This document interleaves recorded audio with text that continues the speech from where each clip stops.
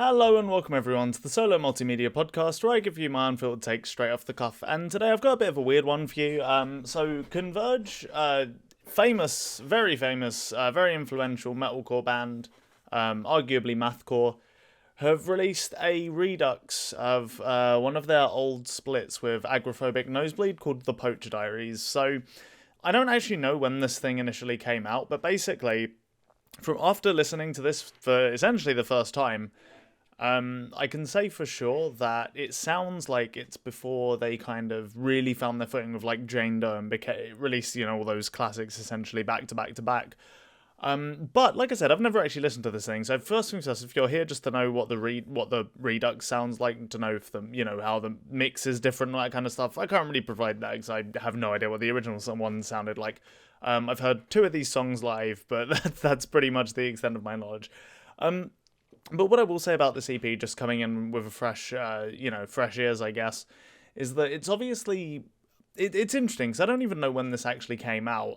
But I could almost tell you for sure that it came out before Jane Doe because it's still got a lot of that kind of like early thrashiness and maybe a couple more influences on its sleeves and like it sounds less like what Converge would go on to be after Jane Doe, where they kind of like really define their sound as this unique creative force. But that's not to say there isn't stuff that's worth listening to here. Like, obviously it's less refined than the latter stuff, but a lot of the kind of ideas that would eventually blossom into something really special, you can really see and get a feel for here. And I will say as well is like, I'm probably going to be like a little bit negative on this EP overall, I guess, but that's mainly just because Converge are basically my favourite band, and I'm going back from several what I would consider to be masterpieces to effectively a demo. So, if like a local band released this, I'd probably be a lot more I'd probably go mad for them realistically. There's a lot of cool ideas on it even in isolation. And there's maybe like one song on here I think really does stand out. Even with all the later material that's been released. But basically, for those who don't know, Converge are just a really frantic, heavy, chaotic metalcore band. So you're going to get a lot of distorted, guitars playing like heavy riffs, often off kilter, slightly, strange riffs. The drumming is frenetic across the entire EP and across their entire discography as well.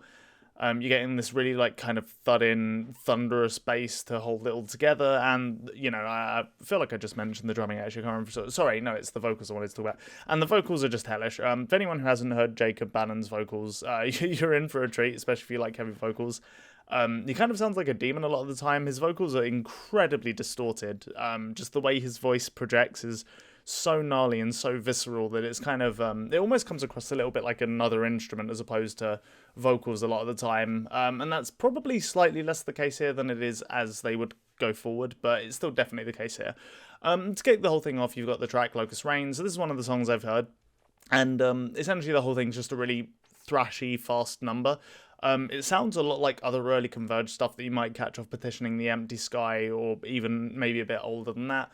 But I think the key feature of this is there's a breakdown in the middle, and this is what I mean by wearing their influences a bit more on their sleeves on this particular project. The breakdown in the middle of the track just straight up sounds like something out of 90s New York hardcore, without a shadow of a doubt. It's so, like, the pattern it's playing is very, like, it's very simple. It's like a one-note chug rhythm, and yeah, there's a ton of bands from, like, I feel like Earth Christ is the ones that brought that to real popularity, but there's a bunch of bands after that point that really embraced it, and it's definitely an element of this track. I really enjoy it. It's a good breakdown, but overall the track just kind of flies by. It's a fun live number, but nothing that you're going to especially remember with the latest stuff in mind. The next track opens with a blast beat and a riff that really reminded me a touch of Botch or Dead Go, which it just has a slight like off-kilter vibe, even though it still very much fits into the metalcore repertoire, I guess. But it's another fast frantic song with a lot of ideas.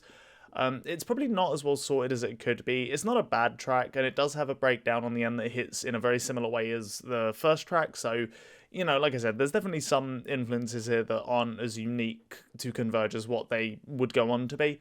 And the thing is with these first 2 tracks is both of them are only a minute long, so they're not exactly intending to leave a huge impression on you, and I think a lot of bands would, a lot of bands write 1-minute tracks that just fly by and don't really leave much of an impression, but I think that's one of the things that separates Converge. A lot of their shorter tracks on the later albums hit incredibly hard and have incredibly memorable sections. I mean, like, I don't know any Converge fan who can't immediately think of exactly how Concubine sounds front to back. For whatever reason, they just managed to really nail a more unique sound later down the line. So, in comparison to that, it's obviously not quite as interesting, but, they're perfectly fine tracks. There's nothing wrong with them. And then after this point, I think, is where you really hear a lot of what would go on to be great in the later Converge releases. So They Stretch for Miles is like a slower, softer track with a slightly odd psychedelic vibe. The chorus gets a touch heavier, but maintains the kind of washed out aesthetic that means that the whole thing is sort of slightly out of focus and hazy, and you never really get like a good grasp on the song. I do like the fact that it has this really noisy jam towards the end of this swirling guitar sound before they break into an almost post-metal-y section. But again, a lot of this stuff is like very interesting as like a almost demo quality EP, or even like a slightly, maybe 1 or 2 albums in little EP with cool ideas. But this is one of those kind of like formats, these odd like psychedelic slower moments. This is something they would go on to really perfect later down the line. The next song, My Great Devastator, opens with a huge sludge metal influence. There's a softer section in the middle that has some really cool interplay between the drums and bass and guitar.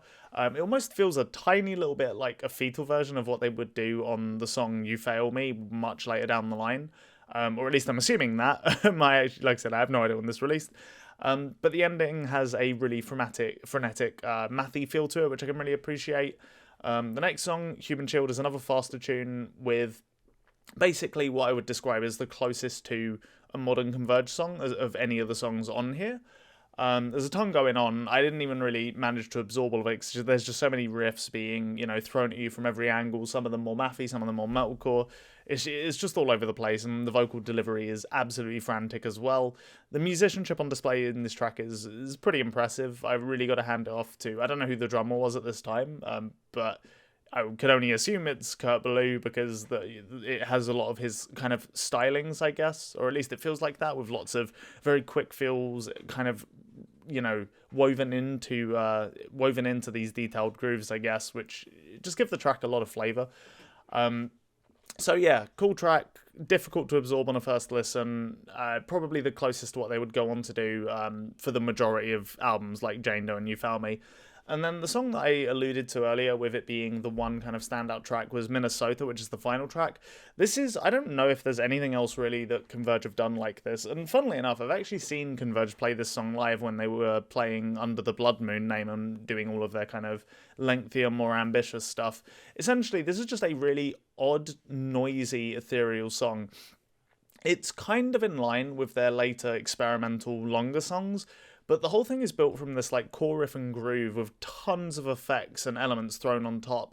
The whole thing has a pretty good progression too, but for the most part, you really can't grasp at too many of the elements like immediately, because everything's just in this kind of sea and wash of psychedelic noise. It's a really strange sounding song for the first half, and then in the final half, you get a much kind of like more crushing mid-paced riff.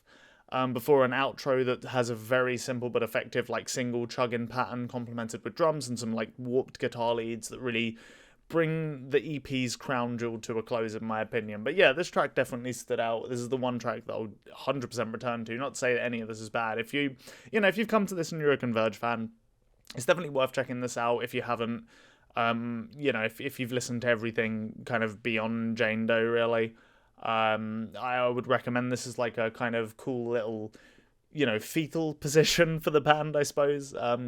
It was an interesting listen, even though nothing, I guess, particularly stuck out to me, with the exception of Minnesota, and I do actually love that Locust Rains breakdown at the end. I think it's very funny to hear Converge play something as almost like, I don't know, I guess somewhat cliched as that, but it works shockingly well, so that's a pretty fun moment too. But those are pretty much all my thoughts. Just so you know, my favourite Converge record is You Found Me. That's kind of the perspective I'm coming from. I really like essentially everything they've done after Jane Doe, and including, of course, but You Found Me, I'd say, is probably my favourite. But yeah, if you're looking for another dollop of kind of slightly less refined, maybe slightly more frantic early Converge, then this is definitely something you should check out. Like I said, I can't really comment on the mix, unfortunately, but the production overall is... it's still quite lo-fi and rough around the edges, but I think that almost gives it like a a fairly interesting quality, at least to some degree. But it definitely doesn't have the punch of a later record, like, even something as recent as We Love Will Leave Behind definitely doesn't have the punch and the clarity that a record like that brings. So yeah, if this sounds interesting to you, give it a shot. If not, then I guess go listen to something else, and I hope you've enjoyed the ramble regardless. But yeah, just listen, everyone. It's been this has been a fun little thing to go back and listen to, especially as such a huge Converge fan. So yeah, just listen, everyone, and hopefully I'll see you all around. All right, peace out.